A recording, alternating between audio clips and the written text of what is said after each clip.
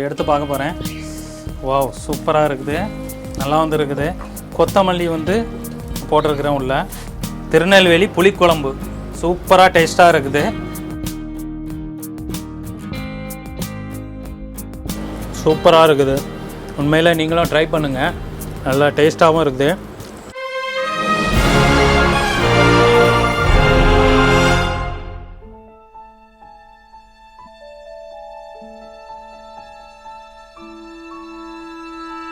வணக்கம் ஃப்ரெண்ட்ஸ், இன்றைக்கி நம்ம பண்ண போகிற டிஷ்ஷு வந்து ஒரு ஃபேமஸான டிஷ்ஷு தான். எல்லார் வீட்லேயும் நம்ம வெஜிடேரியனில் பண்ணுற ஒரு டிஷ்ஷு தான் இது.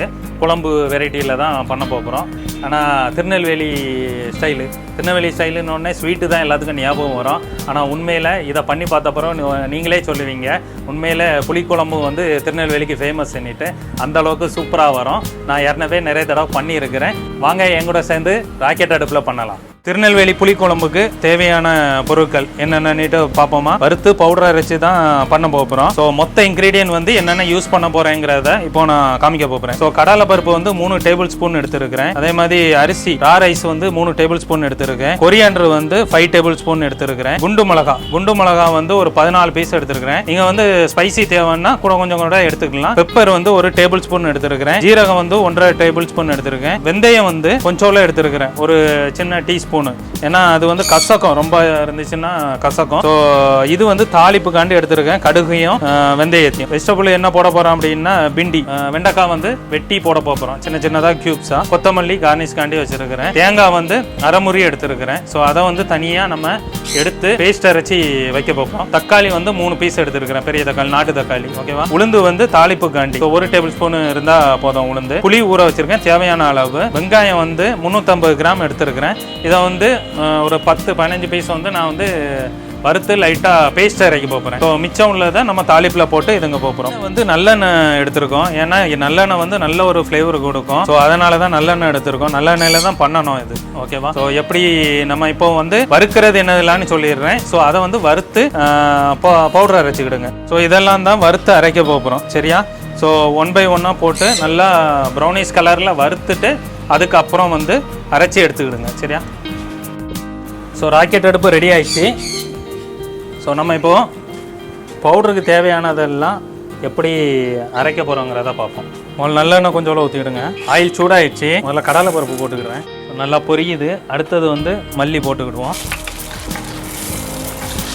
அடுத்தது அரிசி போட்டுக்கிடுவேன். ஸோ பாருங்கள், நல்லா சூடாக ஆறுது. ஸோ நல்லா கொஞ்சம் ப்ரௌனிஷ் வர்ற மாதிரி வதக்கிக்கிடணும். அதுக்கப்புறம் எடுத்து பவுடர் பண்ணிக்கலாம். அடுத்தது வந்து மிளகு, ஜீரகம், வெந்தயம் வச்சுருந்தோம்ல, ஸோ அதை போட்டு மிக்ஸ் பண்ணுறோம்.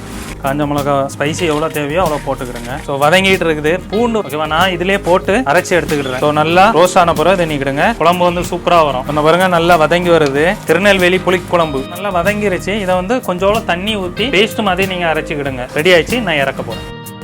ஆயில் சூடாகிடுச்சு. கடுகு, வெந்தயம் எடுத்து வச்சுருந்தோம்னா அதை முதல்ல போட போகிறேன். இது கூட காஞ்ச மிளகா போடணுன்னாலும் போட்டுக்கலாம். ஓகேவா. ஸோ அடுத்தது வந்து உளுந்து, வெங்காயம் போட்டுற வேண்டியது. கொஞ்சம் நல்லா வதக்கிக்கிடுங்க. திருநெல்வேலி புளிக்குழம்புக்கு வந்து நிறைய பேர் தக்காளி கூட போட மாட்டாங்க. நல்லா தொக்கு மாதிரி இருக்கும் டைட்டாக. ஓகேவா. தக்காளி போட மாட்டாங்க, தேங்காய் போட மாட்டாங்க. பட் நம்ம அதெல்லாம் போட்டு தான் செய்ய போகிறோம். ஸோ உண்மையில் வாசனை சூப்பராக வருது. வெந்தயத்தோட இதுவும் நல்லெண்ணெய் வாசனை.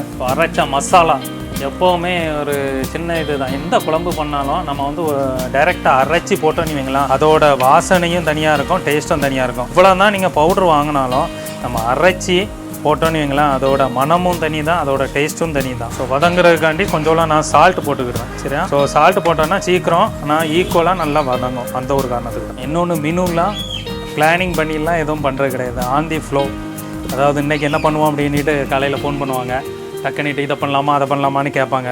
ஸோ ஓகே ரெடி பண்ணிடுவோம் அப்படின்னா அதில் ஃப்ளோவில் போயிட்டுருக்கோம். அந்த மாதிரி தான் எல்லா ஃபுட்டுமே இன்க்ரீடியண்ட்டும் அதேமாதிரி தான். காலையில் போய் தான் ஒவ்வொரு கடையை இறங்கி கிடைக்கிற பொருளை வச்சு அதுக்கப்புறம் ஆரம்பிப்போம். அதுக்கிடையில் நீங்கள் வெண்டைக்காய் வந்து க்யூப்ஸாக வெட்டி வச்சுக்கிடுங்க.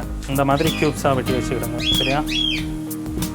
ராக்கெட் அடுப்பில் பண்ணுறது வந்து புதுவித அனுபவமாக தான் இருக்குது. அதுவும் மண் சட்டியில் பண்ணுறது வந்து உண்மையில் ஒரு புது அனுபவம் தான். ஏன்னா கேஸ் அடுப்பில் ஸ்டவ்வில் இப்போ ஷிப்லலாம் வேலை பார்க்கும்போது டில்ட்டிங் பேன் அப்படின்னு சொல்லுவாங்க. அது ஒரு பெரிய பேன் இருக்கும், கேஸில் தான் வரும். ஸோ கடாயை பிடிச்சதுங்கிறது அது ஒரு வேறு மாதிரி தான் இருக்கும். பட் இதில் மண் சட்டிலையும் இந்த ராக்கெட் அடுப்புலையும் பண்ணுறது வந்து இது வேறு ஒரு ஃபீலிங் தான், புது அனுபவம் தான். உண்மையில் அனுபவத்தோடு சேர்ந்து நல்லா ஒரு டேஸ்ட்டாகவும் இருக்குது. ஸோ வெங்காயம் நல்லா வதங்கிருச்சு. அடுத்தது தக்காளி போடுறேன். நம்ம அரைச்சி வச்சுருக்கோம்லாம் அந்த இது மட்டும் தான் போட போகிறோம். அதை தாண்டி வேறு எதுவும் இதில் போடுறதில்லை. அதை வச்சு தான் நமக்கு டேஸ்ட்டும் இதுவும் வரும். அரைச்சி சின்ன வெங்காயம் இருக்குல்ல, அது போட்டுக்கிடுவோம். ஸோ பேஸ்ட் அரைச்சி வச்சுருந்தோம்ல, ஸோ அதை எல்லாம் போடுறோம். ஸோ புளியை நல்லா கரைச்சி வச்சுருக்குறோம். ஸோ அது தேவையான அளவு எவ்வளோ நீட்டு இது பண்ணிடுங்க. இது நம்ம வந்து 1.5 லிட்டர் அந்த அளவுக்கு பண்ணுறோம்.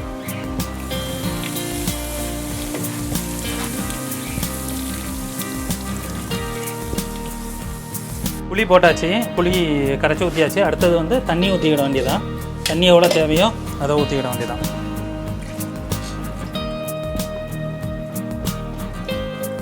தேவையான அளவு போட்டுக்கிடுங்க.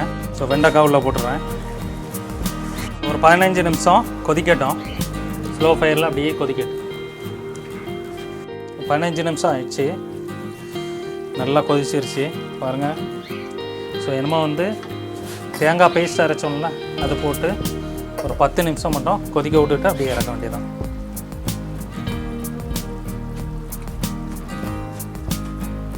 ஸோ க்ளோஸ் பண்ணி வைப்போம். ஒரு 10 மினிட்ஸ் வந்து கொதிக்கட்டும். தேங்காய் போட்டிருக்கோம்ல, அதனால் கடைசியில் ஃபைனலாக ஒரு 10 நிமிஷத்தில் ரெடி ஆகிடும். ஸோ 10 நிமிஷம் ஆச்சு.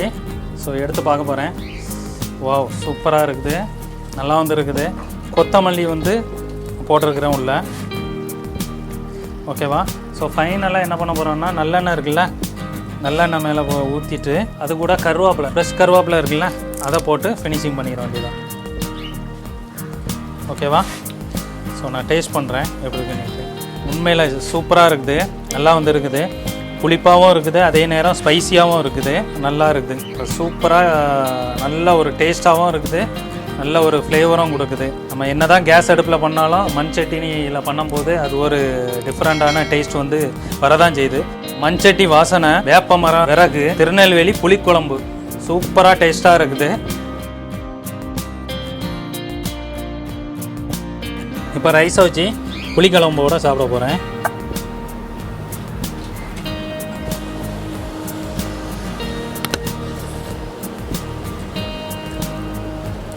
சூப்பராக இருக்குது.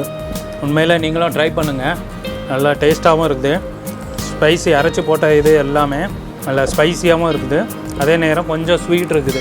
புளி ஊற்றியிருந்தோம்ல, அதோட புளிப்புத்தன்மையும் ஸ்வீட்டும் சேர்ந்து இருக்குது, நல்லா சூப்பராக வந்துருக்குது. ஸோ நீங்களும் வீட்டில் ட்ரை பண்ணுங்கள், கண்டிப்பாக உங்களுக்கு பிடிக்கும். குழந்தைகளுக்கு எல்லாத்துக்குமே பிடிக்கும். கண்டிப்பாக ட்ரை பண்ணிவிட்டு எனக்கு கமெண்ட் பண்ணுங்கள்.